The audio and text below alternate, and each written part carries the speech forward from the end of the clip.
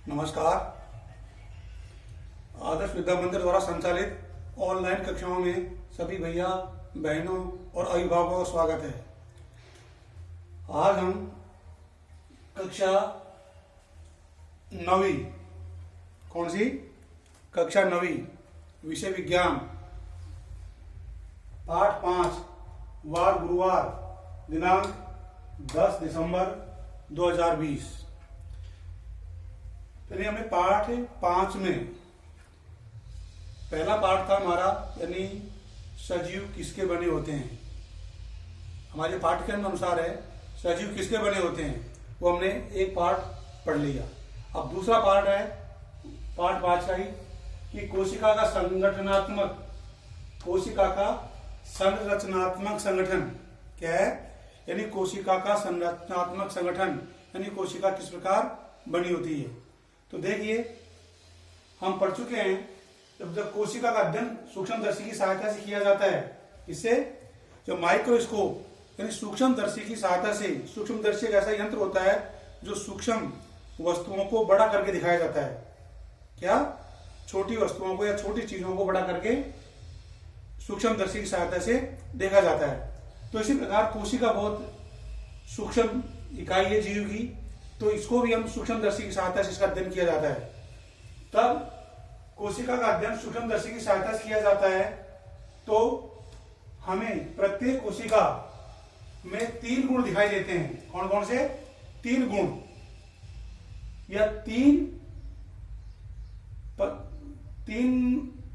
भाग होते हैं कोशिका के। इसको 3 गुण भी कह सकते हैं। 3 गुण दिखाई देते हैं। सबसे पहला होता है प्लाज्मा झिल्ली, ये कोशिका का सबसे बाहरी आवरण होता है, ठीक है।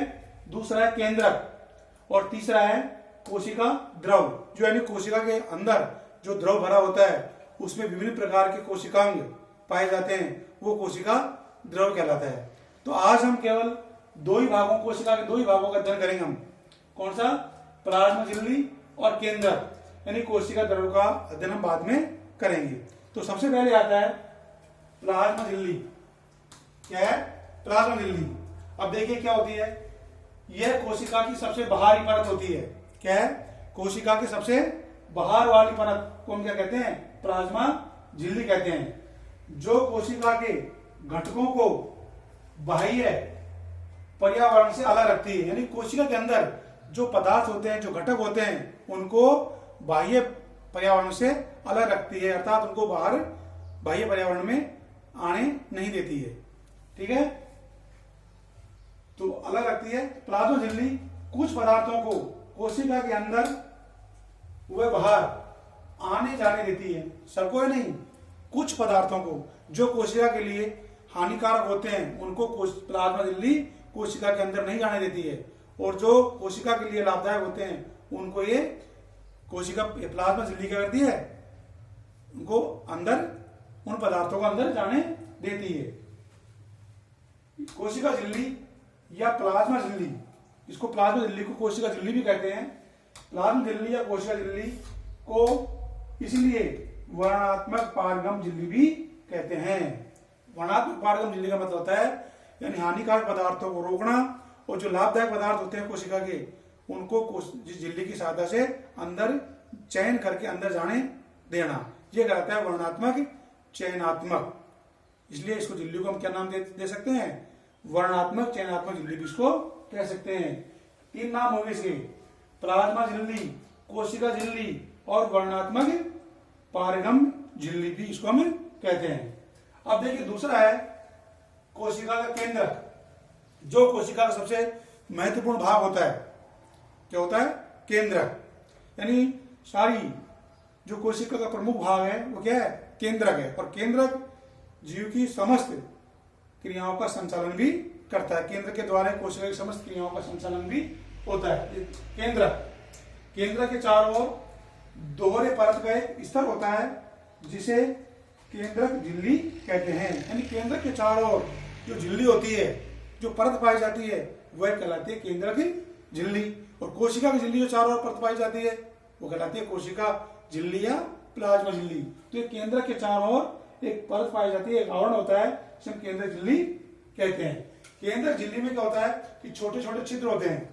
केंद्रक झिल्ली के ऊपर क्या होते हैं, छोटे छोटे छिद्र होते हैं। इन छिद्रों के द्वारा केंद्रक के अंदर का कोशिका द्रव केंद्रक के बाहर जा पाता है।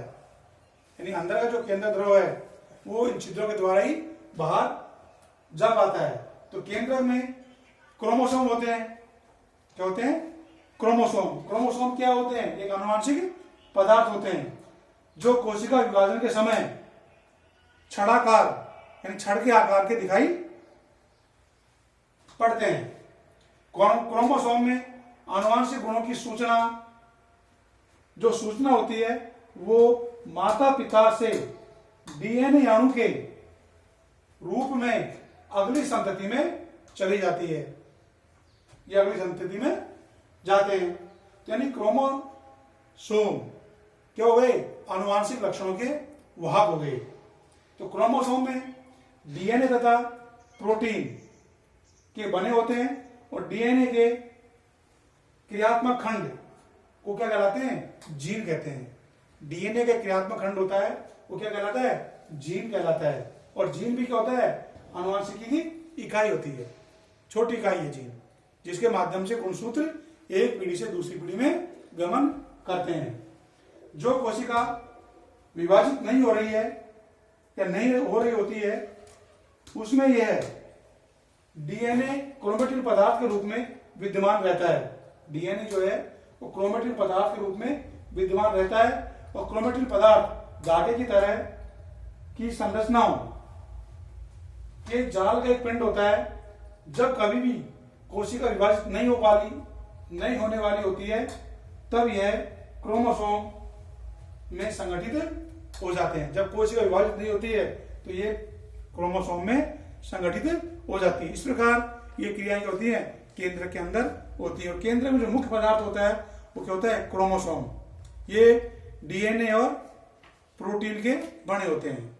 हम कह सकते हैं वो आनुवंशिक पदार्थ जो माता पिता के लक्षणों को संतान में अगली पीढ़ी में या संतति के लक्षणों को अगली पीढ़ी में ले जाने का कार्य करते हैं। तो धन्यवाद। अब हम अगले वीडियो में कोशिका द्रव के बारे में हम अध्ययन करेंगे। किसके बारे में, कोशिका द्रव के बारे में। तो इस प्रकार इस पार्ट में 2 टॉपिक हैं, ये पूरे हो जाते हैं आपके। एक बचा इसमें कोशिका द्रव, जिसको हम अगले वीडियो में आपको बताएंगे। धन्यवाद, नमस्कार। आपको ये काम गृह कार्य कॉपी के अंदर भी करना है, ठीक है, ओके।